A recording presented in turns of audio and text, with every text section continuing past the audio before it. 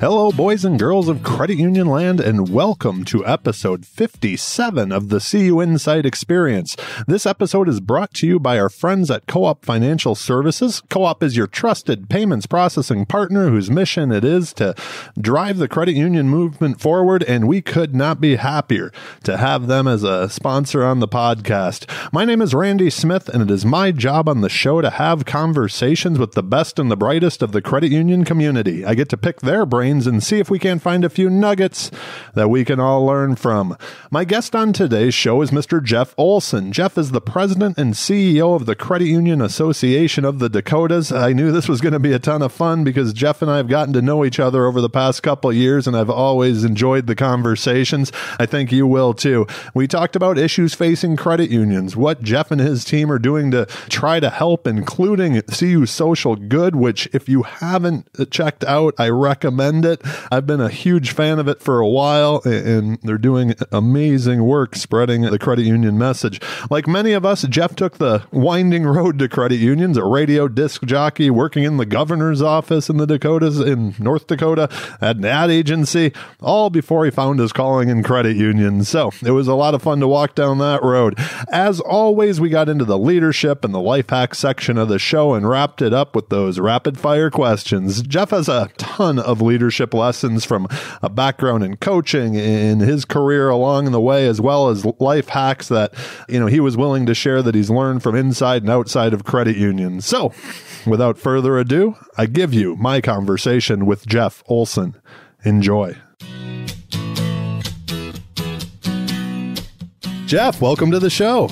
Oh, happy to be here, Randy. It's a good day when I get to spend time with you. Hey, I appreciate you saying that. I've always enjoyed the time we've spent together. I got to know you through Jill, obviously, at some league presidents meetings and the such. And also, I need to find a reason to get to the Dakotas. It's there's 2 states out of only a few that I need to visit before I'm 50. So I've got 5 years. We got to work on that.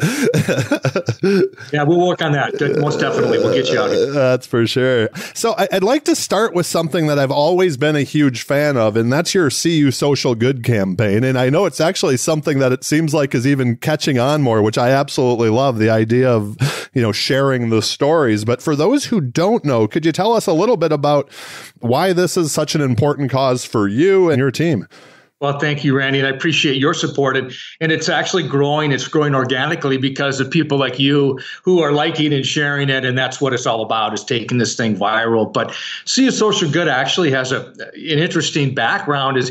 It started back in 2013. We were having a tax battle in South Dakota, and we were actually going up against the banks in municipalities, going to school board meetings and fighting the tax issue because the banks were saying, well, you're having budget concerns because the credit unions aren't paying taxes. And so we were going to school board meetings, city commission meetings, county commission meetings, and even economic development committee meetings. And one of the things the banks did better than we did, and that was brag about how much they did for the community. And we were doing it, and we were doing it all over the place. We just weren't talking about it. We're just too modest. And so my predecessor, Robbie Thompson, had this brilliant idea of, we got to do a better job and have some sort of outlet to tell these stories. And so we launched CU Social Good in 2013, and it was just mostly here in the Dakotas, and with the idea of maybe this will catch on and we can expand it.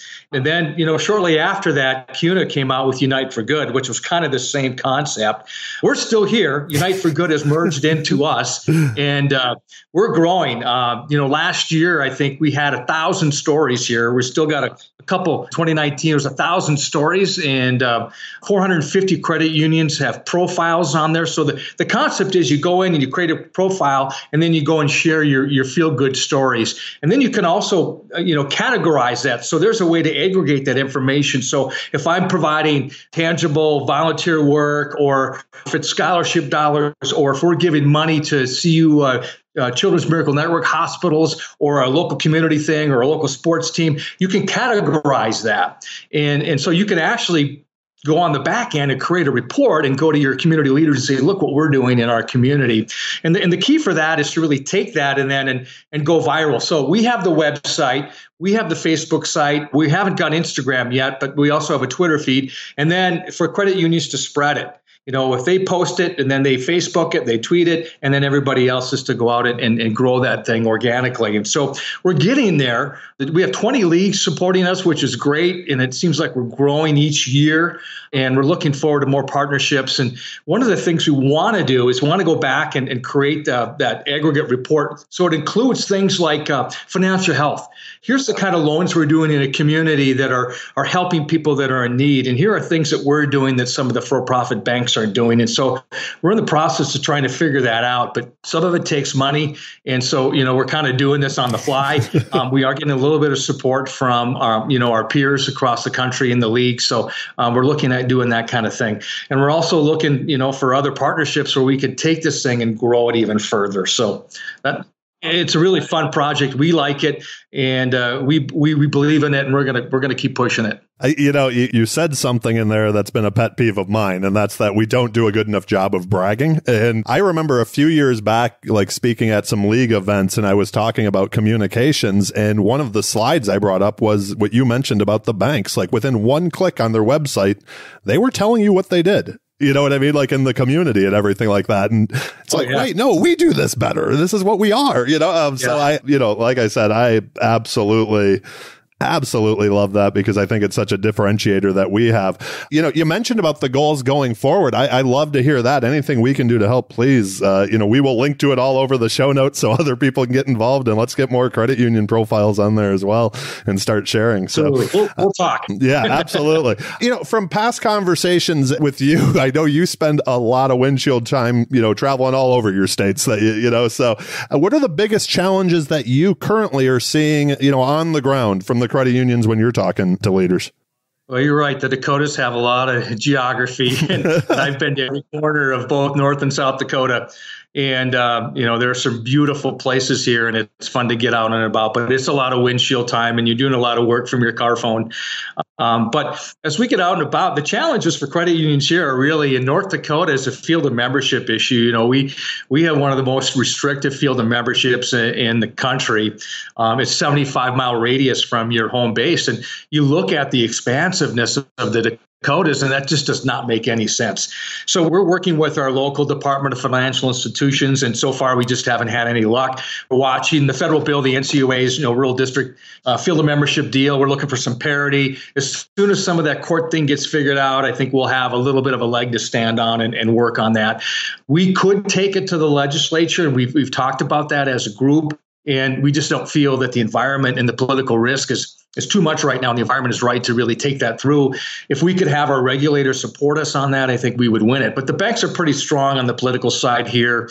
We would have to really have all of our barrels full before we went into the legislature and asked for that. But I think if we do it in the backside and we work with all the parties, we could get a statewide field of membership. I mean, we're shrinking in the number of credit unions. Access to credit unions across the state is a concern. And so in North Dakota, that's an issue. It would also benefit us in South Dakota too, but there's the federal law there. And as soon as we get that straightened out, I think that's going to be a positive for us. Absolutely. But, we're a rural economy. Ag is a big issue. North Dakota has probably the most credit unions involved in ag lending and ranch and operation lines of credit, and there's a few in South Dakota. So the commodity market is an issue. We've been battling with that the last couple of years. We've had fantastic crops. The prices just aren't very good. Now, this year we ran into some weather, and I know that some of our credit unions are a little concerned about that, where the farmers could not get their crops out. The bad weather came in. There's a lot of harvesting that goes on with soybeans and corn and sugar beets in the fall. And those are some of the things, too, when the regulators come in, especially the NCUA, they don't understand ag lending. They don't like it. They've told our members they don't like it. And so it's really difficult for our members to serve their communities in the rural areas. And that's what they've been chartered to do. And when they have to deal with the regulator and trying to retool some of these things and keep the family farmer going. Man, that's so interesting. I was obviously over the last few years, I got to know a lot more about what you guys do. And I'll tell you that your breadth of knowledge and what you have to know with your individual states it's pretty remarkable to me. You're also involved on the national level, like through the CUIL board and things of that nature. When you're looking at it big picture from the blimp level, is there a concern that you have? I mean, we talk a lot about the pace of change, in financial services today. And we want to make sure that obviously credit unions stay relevant with that pace of change. Is there something that you're seeing or something we need to do better? Well, your key phrase there, Randy, was relevancy. We need to be relevant to our members. Our national partners, whether it's ACU or CUNA, NASCUS, they need to be relevant to us. And so that's what we're trying to do, is continue to provide relevancy. I have a background in the advertising world, and one of the analogies I have is, I'd have these clients and boy, we come out with a campaign and they're doing really well and the phone is ringing and then they stop advertising. Yeah. And then I said, well, now's not the time to stop advertising. You really need to keep some sort of top of mind campaign out there. And then all of a sudden they call you back later in 6 months and say, well, the phone's not ringing and we need to start advertising again. It's too late by then. But some of the things that I think is and you hear Jim Nussel talk about this, and I see it a lot here, is co-opetition. And I've been in doing this for about 12 years. Credit unions now seem to be a little bit more competitive with each other, competing for members, competing for loans, and that makes it hard. Consolidation here, especially in the Dakotas, we after the financial collapse, we were losing 3 credit unions a year in both states, and for me, that was 6 a year. And so that's kind of plateaued a little bit. But we also know that when credit unions get to where a CEO is going to retire, or there's board volunteers that want to retire, succession is a key thing. And instead of really kind of planning that out and looking for the long term, they're just throwing their hands up and saying, we're just going to merge with somebody. And so the competition on mergers is also a concern. So those are things, and these are not common to the Dakotas. They're across the country. Absolutely. Yeah, I know that's something Jill's talked a lot about, is the succession planning by merger, not the best way to go, right? For all of us. If we were to sit down a year from now, I'm going to ask you, break out that crystal ball for me. What are you most proud of that you've accomplished in the Dakotas?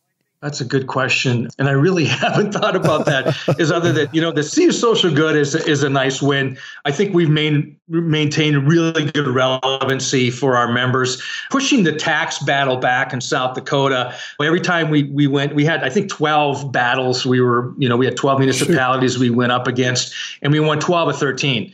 And the one that we lost was we weren't invited to the table. So those are accomplishments, but continuing to, have really good relationships with our legislators on the state level and on the federal level has helped. We've always had a senator on the Senate Banking Committee. So we've had a really good pipeline to some of the national things that have been going on. And those are some of the things that I think that we've accomplished and we're pretty proud of here. That's awesome. I'd like to move on to the second portion of the show, the leadership and life hacks. So I always have a lot of fun with these questions. And many of them, as people know after listening to the first season, are just scratch my own itch type questions, because I'm like, how do you guys do this? So, so first, I'd like to talk to you. You mentioned 12 years. What inspired you to take the gig as president and CEO of the Credit Union Association of the Dakotas? I know you've been there longer, but you got that gig in 2015. I did, and I'm really lucky to have this, and I feel honored, and it's a privilege to work in the credit union movement and to serve my members. I have association background. I have a broadcasting background, and it's kind of an odd background. But so I started out in radio, worked in television, worked into politics. I actually worked in the governor's office here, and then he decided not to run for re-election. And then I kind of bounced around and got into advertising and was a part owner of an advertising agency and did pretty well. And with that, we did some legislative policy work. We ran campaigns, and I got involved in politics that way, besides being the director of constituent services for the North Dakota governor, which is, by the way, the complaint department. The complaint department. It was a great experience. And the ad agency was an up and down business, and we did really well right away and had some success, and we're at the king of the hill for a while there. Well, then things kind of crashed a little bit, and I ended up dissolving my partnership and went looking for a job. And I got involved with the Credit Union Association of the Dakotas as their senior VP of legislative affairs. So that's how I got my foot in the door for credit unions. And then the financial collapse happened. And so it was baptism by fire. And boy, I just remember reading and getting up to date on all of these issues that were facing credit union members. And it was actually kind of a blessing for me because, I got to learn a lot right away. It's funny you say that. David, my business partner, and I talk about that all the time. We started CUInsight and, right in the middle of the financial crisis. So you kind of, you learn a lot very quickly, right? When that happens. So let me ask you this. How has the inspiration changed, since you took over as the president and CEO, just with time on the job? Well, sometimes you're lucky. I worked for a couple different CEOs at the association, and my predecessor allowed me to get involved in a lot of different things. So, and really teed it up nice for me. So I was really fortunate to step into this position. But I really believe, I worked for the Home Builders Association at one time. I ran my alumni association, MML alma mater. I had 15 board of directors and 27,000 members. So I've had some association background, and so when the opportunity came, I really jumped at it. But I often tell people this is my true vocation. I'm so fortunate to be involved in the credit union movement, and I often refer to the Simon Sinek quote of, if you do something you don't like, it's stressful. If you do something that you love, it's passion. And I really have passion for my members and for the credit union movement, and I love it every day. The question I always love to ask, how would you describe your leadership style? Well, that's a tough one. I would think I'm more of an inspirational style with a result style. So, and the more results we get, the more inspirational I am. But, I consider myself a coach, as a coach, and I've done a lot of youth volunteer coaching. I've coached everything from hockey, youth football, soccer, baseball, and my kids are in there, and I coach people that want my kids. And to be successful, I had to put those athletes in a position where they could be successful. And so providing them the fundamentals and the resources and putting them in the right position so they could be successful. So I see myself sort of a coach, but so I say more of the inspirational plus results. So is there one of those inspirational quotes or something that your team has heard you say so many times they can finish your sentence? I can think of two offhand, Randy. That is the Simon Sinek mini book. We use that. We've been using that kind of as our theme the last couple of years. Put it on our dues brochure, put it on our annual meeting collateral materials and so forth. So I like it. I'm always saying it, and it's so true. The other one would be this is kind of an internal thing to staff, and that is I say wash, rinse, and repeat. Meaning we have to be repetition and get our information out, and our members get so much information, whether it's emails or whatever, whether it's from us, whether it's from the National Association, whether it's from the regulators, or whether it's from business partners and vendors. They get so much.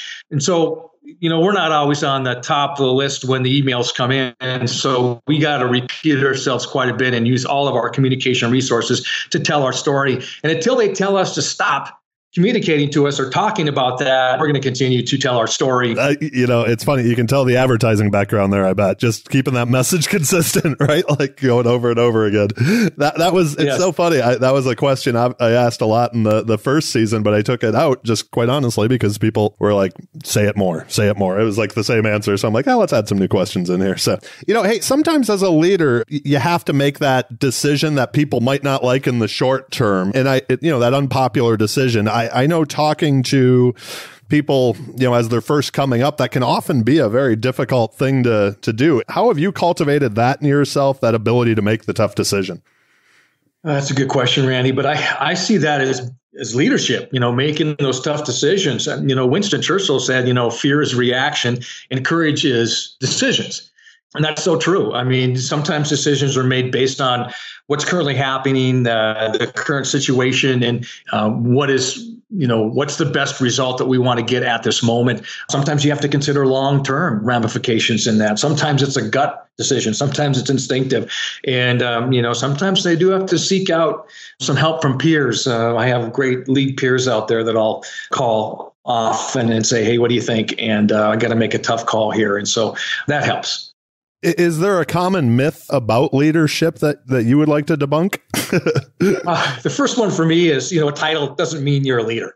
And you see that a lot. Somebody's got a title and that's just a title. You're not providing any kind of leadership or value. And one of the other things that I always instill in myself and leading staff is that, you can't lead everybody the same way. Everybody's different. You can have some sort of objective. This is where we want to get to on the end result and have a good outcome. But everybody's got to be managed a little bit different. Going back to that coaching days when you have a shortstop that can't catch. well, maybe you shouldn't be at a shortstop. Maybe we're going to put you in right field. Putting people in positions to succeed. So, yeah. That is good advice there. Something I know from watching what LPs do from the outside is, even as a CEO, you have a lot of people to answer to, your different boards, obviously all your member credit unions. Any hacks for that new CEO who maybe hasn't dealt directly with the board before on good board relations? Another good question. We're a member-driven professional trade association, and I never forget that. And I'm always telling our staff that too. Association boards are not much different than CU boards. They're probably a little more focused on providing relevancy to members, understanding that there's an investment here by credit unions, and that investment can go away at any time. So, I consider our board and most boards to be, agenda-driven and results-driven. Some of them are dictatorial, but we treat our board as our strategic outliner. They're responsible for ensuring continued value and worth to our members. And now we're the agenda setters and the objective implementers. We're bringing suggestions and solutions and issues and concerns to the table, always providing a solution to a problem. So at the end of the day, delivering positive results and continued value is what we try to do. I love it. I know that's one of the questions, it seems, when people do get the tap, on the shoulder to become the CEO, that it's often the biggest change, right? So yes, you actually get more bosses sometimes. So when you think back to earlier in your career, is there a mistake that you made? And I know you work with a lot of young leaders as well, or one that you see just other people making, over and over again? I've really been fortunate to have, a variety background, but, in running the advertising agency, obviously there were some mistakes that we made there. And my advice would be is to get a really good business manager. and then, because we were trying to be the business managers and also trying to go out and to grow the business, and that didn't work. And, that's probably the one area where I had a little hiccup. But one of the things that I try to tell people, is to, listen more, sometimes shut up, and actually try to find people that not always that are successful, but also talking to people that have failed, because you can learn from some of those failures in life. So I wish I would have done a little bit of that too when I was a business owner, but you know what? It led me to here. So I'm in a happy place. Absolutely. Absolutely. Has there been a piece of advice or a life lesson that you received that you find yourself going back to just over and over again throughout your career? I cannot forget the words of my dad when he would say to me, "Hey, knucklehead, if you're going to do something, do it right." and really basically saying, if you're going to make the effort to do this, whether I was fixing a bike or changing a tire or mowing the lawn or cleaning the house, do a good job. And that has been instilled in me. My mother said the same thing. I passed that on to my children. Doesn't always work, but I know that it worked for me. Credit union side, I ran into a legendary CEO in rural North Dakota, New Rockford, North Dakota, a gal by the name of Marvel Ebenhan, and she ran that credit union for 65 years. Wow. So she took the credit union over when it was $18,000 in assets and left it at $160 million in assets. And my first meeting with Marvel was, she was quite the character and very, very, very conservative, but she really helped her community. And in the 80s, when the farming market really hit bottom, she worked really hard in keeping family farms together and sustainable. And she was really a hero in that community. But she said to me, and she was a big fan of Eugene Farley, and she said, if we can't be different, why are we doing this? And I use that quote all the time. And she was so right. We are different, and we need to remember that, and we need to adhere to that credit union philosophy. I think both of those are good. That's for sure. That's awesome. One of the things that I noticed in the first season, and you kind of just mentioned this a little bit earlier, was how important mentors were in many of the guests' lives. Do you have mentors who have helped you shape you as a leader? And what did you learn from them, if you do? I've had many mentors. I've been really lucky, whether it would be a coach or a teacher. and just tried to, be a sponge around people that inspired me. College professor, Governor Center. I worked in Governor Center's office, was an extraordinary man, and learned a lot about leadership from him. Being in broadcasting, I always had somebody that I looked up to, whether they were the program director or they were even just a regular on-air personality. I tried to emulate some of the things they were doing and take some of the good things from them and mold them into my own personality. So as you've gotten older, let's just call it more experience. How about that? Have you been, I guess, paying that forward in helping mentor others? I certainly have tried to, everywhere I've been. And, you have some young people that are the same way that I was. They want to be a sponge and they want to learn. They'll ask a lot of questions. And then there are some that I provided advice to, especially some of the millennials that no, they don't want it. They already know more than you. I think that was all of us at that age, wasn't it? I mean, we all thought we were pretty smart. Yeah. I came out of college. I got a master's degree. I know this. Okay. I've said oftentimes that I realize how little I know the older I get, actually. So if you have a free day, I know you have a lot going on, but if if there is nothing on the calendar, what passions do you have outside of credit unions? I know from being friends on the social media, you have a son who looked like had a heck of a year playing ball this year. So what do you do to recharge?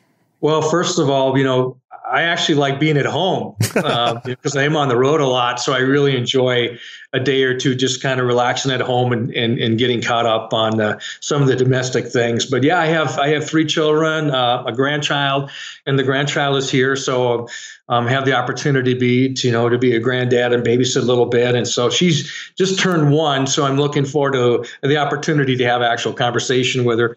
Yeah. And my middle son is an athlete, college athlete. And so this fall I was traveling around Minnesota. He's playing in Minnesota to watch him. And then my young daughter is here going to school in Bismarck. And so, it's fun to spend a lot of time with family. That's a key thing. Outside of that, I love music. I like to go to concerts. I play a little bit, not much anymore, but I used to play a lot. So that's kind of the fun thing, just to relax and kick back. And I do a little bit of reading when I can as well. I have to ask, what did you play? I played drums, and I was in a blues band it was a trio. We were called One Way Out. Oh, that is awesome. That's fantastic. Our friend Greg Micklick's also a drummer, so over at CUDA. We've had that conversation, so we've compared kits as well. That's fantastic. I don't know if he's going to get mad for me saying this, but we were at a conference in Nashville last year, and he actually got up on stage in a honky-tonk when the drummer decided to take a break, and he looked like a kid at Christmas playing in Nashville, just drumming away. He's still playing, so I have played for a few years. So. I love it. All right, last part of the show, the rapid fire questions. The questions are rapid, but your answers do not have to be. All right. What was Jeff like in high school? Well, are you asking if I was a nerd or a geek? The athlete? What were you? Yeah, the Breakfast Club, I grew up in a really small town. And I mean, I had 68 people in my class. And so you knew everybody and you were friends with everybody and you would get opportunities to be involved. So I was an athlete. I was a musician. I was in some of the school plays. I was very engaged and involved. So, we've talked about your kind of path to credit unions because most of us have stumbled into credit unions in one way or another. What did you grow up wanting to be? Well, and, I accomplished that goal. I knew I think I was a sophomore and I said, I want to be a radio disc jockey.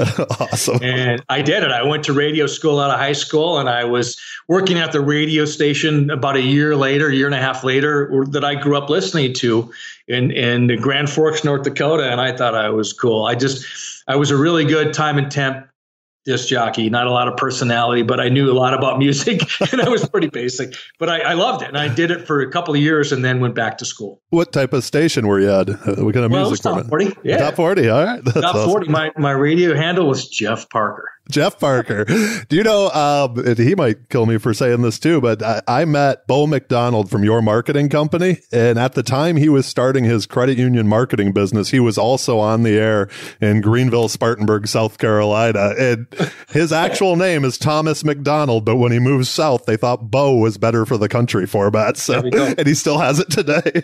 So I still dabble in that. I have a little studio. I do voice work. Oh, that's awesome. And I can be heard on a couple of credit unions, as their go-to voice when you call in. So that is fantastic. I didn't know that. So, do you have any daily routines? Those things that if you just don't do, your day just feels off. Coffee and more coffee. Keep caffeinated.